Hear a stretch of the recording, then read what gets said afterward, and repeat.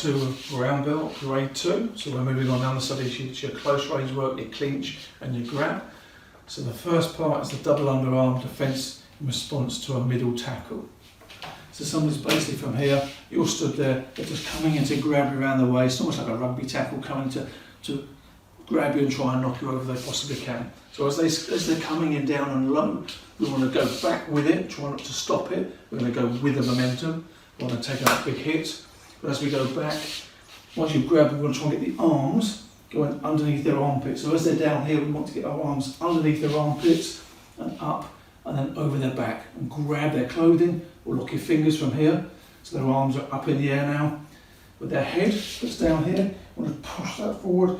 So your body's now pushing against their neck. So we've got a lot of pressure on the neck.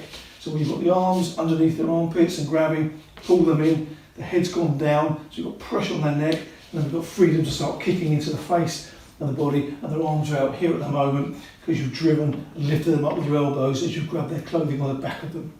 It's a real vulnerable position for them to be in. So they've driven in to grab you, you've gone back with it, grabbed hold, got your arms underneath the armpits, so go in the shallow area here, up underneath, grab, pull the elbows up to bring their arms up, pull the head in so it dips down, get a couple of kicks in, and then shove out when you're ready, and then counter attack from that position. Or carry on kicking, whatever you choose. And then we've got on to the shoulder and tricep clinch. So get something from neutral clinch, diagonal stance, grab hold of the back of the head, around the arm, come up inside, and again squeeze the arm and get that on the back of the tricep. With this one here that was around the neck, we're going to take this underneath their armpit and grab hold of their shoulder. So we've got their shoulder here, their armpit here, the back of their tricep here, we've got underneath their armpit for here. Head's in close, remember, all the time, so they can't headbutt us. This position here, we're just controlling. Remember, with all the clinches when you're controlling, we can also consider the rocking motion, because this foot, the leading leg, wants to be right inside their stance. So you've got a good low centre of gravity. You might need to make your stance a bit longer with all of these as well. Gives you opportunity to rock them, to get them off balance, and to maybe knock or take the legs away to take them down. Remember, never to cross your legs to try and do this, because if they move you, you can end up falling over as well. So always come across and kick, but don't take your leg across to try and pull them down.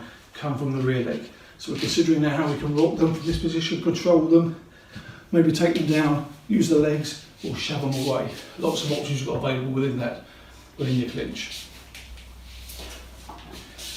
Onto your power drill, so the side punch will be in the focus mitts. So mitts held out, set yourself up, coming in, remember, shoulder, elbow, wrist, get a good punching position. So we're looking for you set up, hit the target well, follow through, off the rear. And then we can step into it if you want to. On more senior members now, we can punch and step through to continue that weight going, because we'll get to a critical point where our weight has been transferred so much that we want to fall over, let the punch happen, then step through. Don't step through as we're doing it or before, because it becomes a front punch. It's not a viable technique. So deliver the punch, step through afterwards when you're hitting the mitts. First round kick on the mitts as well, also, so we get those set up either side. Lots of speed, again we're looking for your technique, good chamber, get the back of the heel on there, and see how much speed we can get in there. A real fast technique, and it needs good focus, so we can work on that. And power drill 3 will be the twisting block in response to a jab, and coming back with the counter. So someone will be moving around, stab or jab the mitt you like it's a knife. We're going to block it, you can come and grab and counter, or from there, just counter attack. It's your choices. The block may knock the weapon out of the way, or may still win the hand, in which case you may want to grab, come in with the elbows, back elbow, and other techniques where you control that and get that weapon away from them. These are more senior drills now, so they're more senior things you need to consider with how we deal with that. Onto your sparring. Again, the person will be coming in to grab you with that rugby style tackle, so we'll be bringing those arms inside, as you remember, coming up, grabbing hold, maybe getting a couple of kicks in, and then from there continuing to attack. And they've got to get out of it and work. Remember, with all these drills, whether you find yourself in the lower position or the upper position, try and consider your options in case you end up being in the wrong position, the wrong place, how you can manage and deal with that. And then we've got your pre-defence.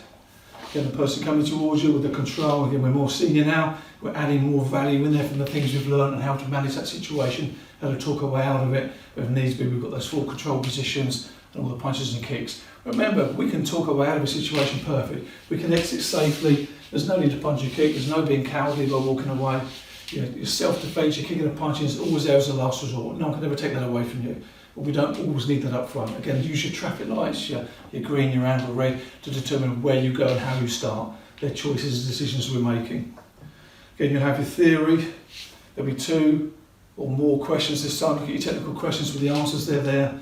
Again, we're looking for you to build on what you've got, going from white belt up to brown now, adding all that in on your long range work for all your techniques, and then with your sparring as well. So you want to see the maturity coming along now as we're getting very close to black belt and grade 1. Hope to see you soon at grade 1 probational black belt.